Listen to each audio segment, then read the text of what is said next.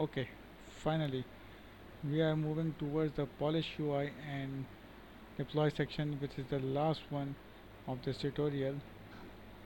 So let's do it. Okay, so right now our code is given the waiver 0.001 ether every single time. Our contract will run out of money pretty fast, and then the fun is over, and we need to add more funds to our contract. In this lesson I'll walk you through how to randomly pick a winner, create a cooldown mechanism to prevent people to spam waving you in an attempt to win the prize or annoy you. Let's do the random winner first. So generating a random number in a smart contract is widely known as difficult problem. Why? Well, think about how a random number is generated normally.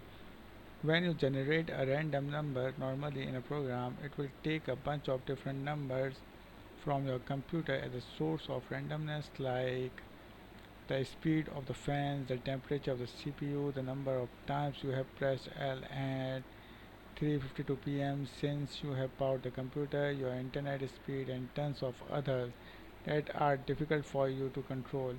It takes all these numbers that are random and put them together into algorithm that generates a number that it feels is best attempt a truly random number. Makes sense? Okay. On the blockchain, there is nearly no source of randomness. Everything the contract sees, the public sees. Because of this, someone could game the system by just looking at the smart contract, seeing what number it relies on for randomness, and then the person could give it the exact number they need to win. Let's check out the code below. Okay, now just copy a complete code again and paste it again, replace the contract again. Okay, here I take two numbers given by the Solidity. Okay, block difficulty and block timestamp. Okay, and combine them to create a random number. Okay, block difficulty tells miners how hard the block will be to mine based on the transaction in the block. Blocks get harder for a number of reasons, but mainly they get harder when there are more transactions in the block. Some miners prefer easier blocks, but these pay out less. Blocked out timestamp is just a unique timestamp that the block is being processed. These S are pretty random, but technically both difficulty and block timestamp could controlled by sophisticated attacker.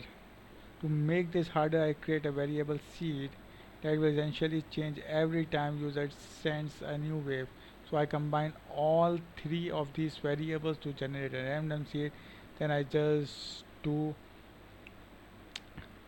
uh, divide by 100 per 100, which will make sure the number is brought down to range between 0 to 9. The remainder will 0 to 9. That's it. Then I just write a simple if statement to see if the second seed is less than or equal to 50. If it is, then the waiver wins the prize, so that means the waiver then has a 50% chance to win. Since we wrote seed is less than 50, you can change it to whatever you want. I just made it 50% because it's easier to test that way. Let's see the code. Here it is. Here concatenating difficulty and timestamp and plus seed.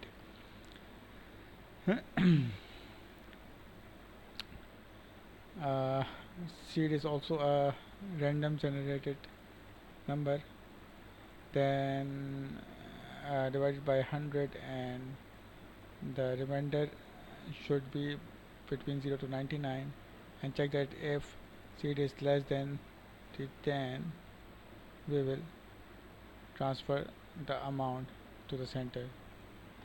Okay, now one. It is important to see that the attacker could technically game your system here if it really wanted to. It's just really hard. There are other ways to generate random numbers on the blockchain, but Solidity doesn't natively give us anything reliable because it can't. All the number s of our contract can be accessed are public and never truly random. Really, this is the one of the strength the blockchain, but can be a bit annoying for some application like ours here. In any case, no one going to be attacking our tiny app, but I want you to know all this when you are building a D app that has millions of users.